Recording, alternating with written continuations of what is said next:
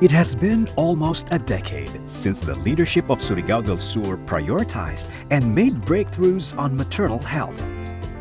But when the province became a part of the Zuilig Family Foundation program, Governor Pimentel learned this much-touted low maternal mortality ratio had actually jumped to 161. This is significantly higher than the MDG target.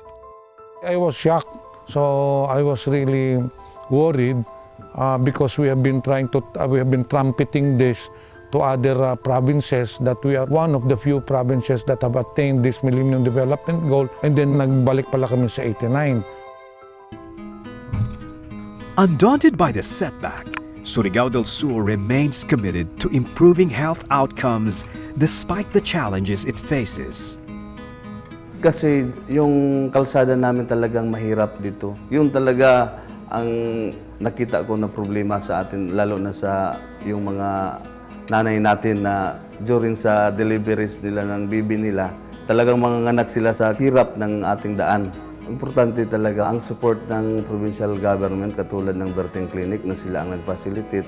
Kung wala yun, siguro nahihirapan ang mga nanay natin dahil papunta sila ng provincial hospital. So ngayon may dalawang birthing clinic, may sa poblasyon, may sa Barangay Karumata.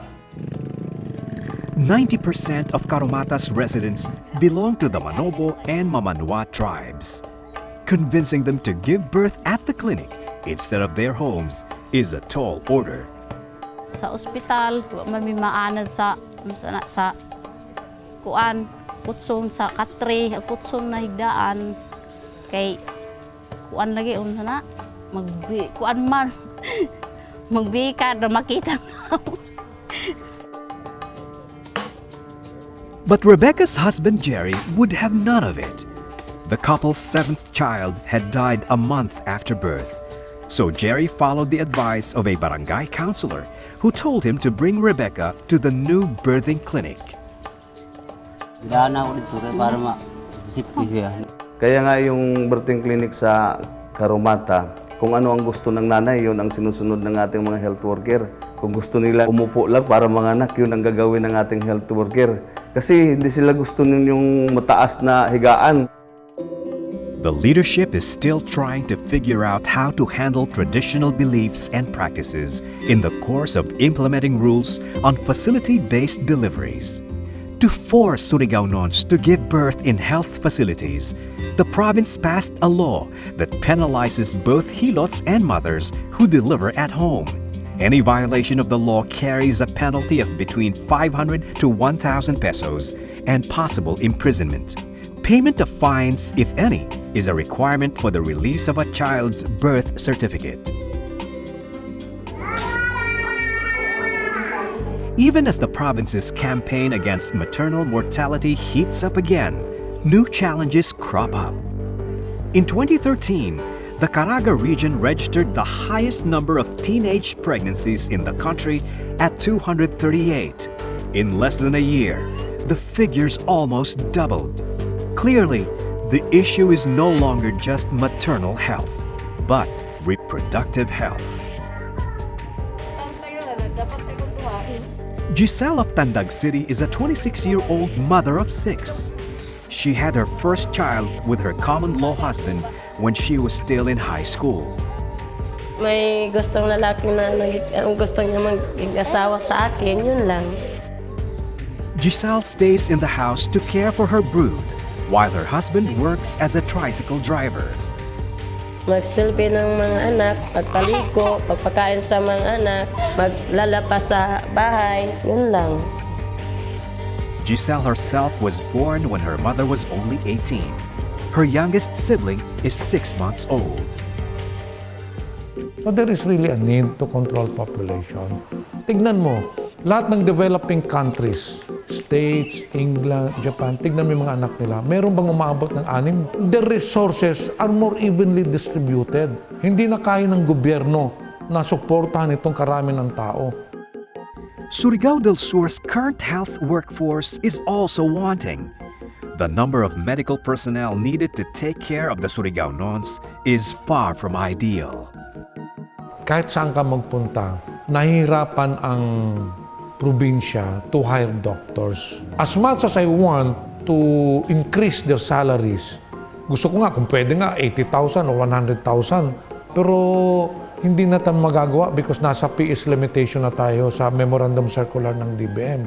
So that is why we have to devise a scheme wherein we can attract doctors. A special arrangement was made. The province hired 3 doctors a month, each working for 10 consecutive 24-hour shifts. The other 20 days are considered paid leaves. One time, we already had a meeting kasi yun nga, it was brought to my attention na bakit they are fully paid but then bakit 10 days lang nag-work. I called for a meeting na sana inintroduce ka nila na kung pwede, we will work yung full 30 days. Nag-react lahat ng doctors. They told me na kung ganun ang mangyayari, they will not work anymore. The doctors that we are hiring, the hospitals, come from Davao, from other places. They are not from here. So we really have to give into their request also. He admits that the appointment of medical personnel is not spared from politics. Merong lumalapit yan, anak ng barangay captain.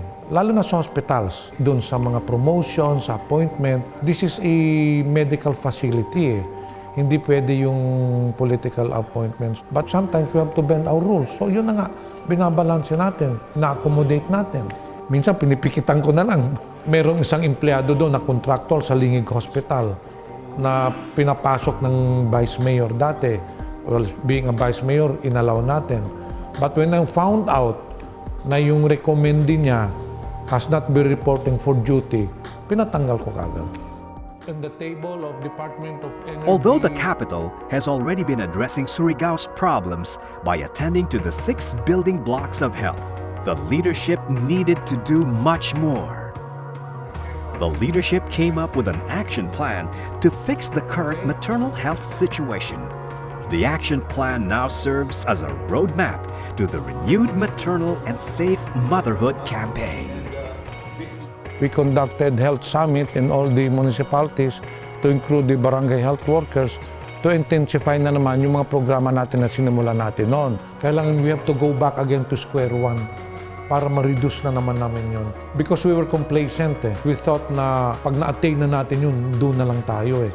It is a wake-up call for us that it is a continuing program that we should always be on our toes to monitor. Hindi namin na-monitor eh. We did not expect that there were deaths. If we work independently, hindi natin makikita ang health progress sa isang lugar, diba? Katulad dito, ang district hospital, ang province ang nag-manage. Ang city health office, ang city ang nag-manage. May mga birthing facility, may sa city at saka may sa province, diba? If we work independently, baka ang mangyayari dyan parang nag-competition pa. Talagang importante yung magkaisa. Provincial government at saka local government at saka barangay government. So yun ang ginagawa namin. Kaya kami once a month may local health board meeting namin. Sa ngayon, ang barangay health board din namin nag-activate na. Ang health service kasi is a very complex one eh. And it's a continuing service. Hindi ibig sabihin na na-improve mo na hanggang doon ka na lang. Health services is one of the most difficult, one of the most expensive services that you could give to your people. We do not intend to become the next St. Luke's, we don't know the Makati Med. We just want that at least we can provide good health services to our people.